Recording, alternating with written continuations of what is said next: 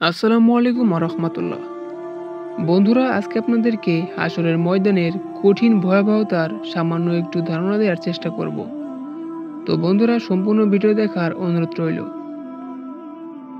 কিয়ামত অনুষ্ঠিত হওয়ার পর আল্লাহ তাআলা সমস্ত মাখলুকের পুনরুত্থান করবেন। অতঃপর ফয়সালার জন্য খালি শরীরে খাতনাবিহীন অবস্থায় হাসরের ময়দানে একত্রিত করবেন। সেদিন সূর্য এত সন্নিকটে হবে যে ৭০ হাত গভীর ঘামের সাগর হবে।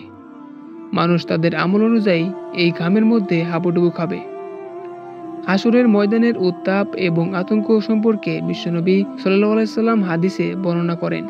হযরত মুকাদ্দাদ ইবনে আসাদ রাদিয়াল্লাহু আনহু থেকে বর্ণিত, তিনি বলেন, রাসূলুল্লাহ সাল্লাল্লাহু আলাইহি সাল্লামকে বলতে শুনেছি, কিয়ামতের দিন সূর্য মানুষের সন্নিকটে আসবে, এমনকি ১ মাইল পরিমাণ দূরে হবে।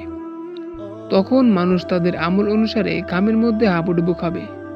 ঘাম কারো করালি পর্যন্ত হবে, কারো হাঁটু পর্যন্ত হবে, আবার কারো কোমর পর্যন্ত হবে এবং ঘাম কারো মুখের লাগাম পর্যন্ত হবে। বর্ণনাকারী বলেন, রাসূলুল্লাহ সাল্লাল্লাহু আলাইহি সাল্লাম বলেছেন, রাসূলুল্লাহ সাল্লাল্লাহু আলাইহি সাল্লাম তার হাত মোবারক দ্বারা মুখের প্রতি ইঙ্গিত করবেন। হাদিসের ভাষ্য অনুযায়ী হাসরের ময়দানে মানুষ এত পরিমাণ আতঙ্কে থাকবে যে কেউ কারো প্রতি দৃষ্টি দেওয়ার সুযোগ থাকবে না। তারা ওই সময় আতঙ্কিত থাকবে। মানুষের স্বাভাবিক চিন্তা চেতনা থাকবে না। হাসরের ময়দানে আল্লাহ তাআলা একমাত্র ক্ষমতার অধিকারী হবেন। বিশ্বনবীর ছোট একটি হাদিসে তা ফুটে উঠেছে। রাসূলুল্লাহ সাল্লাল্লাহু আলাইহি সাল্লাম বলেন, আল্লাহ তাআলা রোজ কিয়ামতের জমিনকে হাতের মুঠোয় নেবেন এবং আসমানকে তার ডান হাতে গুটিয়ে নেবেন। অতঃপর বলবেন, আমি একমাত্র বাদশাহ, কোথায় জমিনের বাদশাহ, আজ কোথায়? হাসরের ময়দানে মানুষের পুনরুত্থান হবে আতঙ্কজনক। সমগ্র সৃষ্টি থাকবে ভয় আচ্ছন্ন। কেউ কারো প্রতি দৃষ্টি দেওয়ার সামান্য সুযোগ পাবে না। এরকম কঠিন পরিস্থিতি আসার পূর্বেই মানুষকে আল্লাহর হুকুম পালনের প্রতি আত্মনিয়োগ করা জরুরি।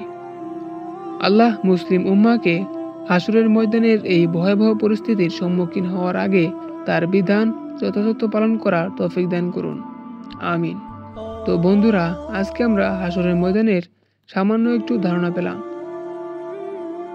আর সাবস্ক্রাইব করার অনুরোধ রইল পরবর্তী ভিডিও দেখার জন্য।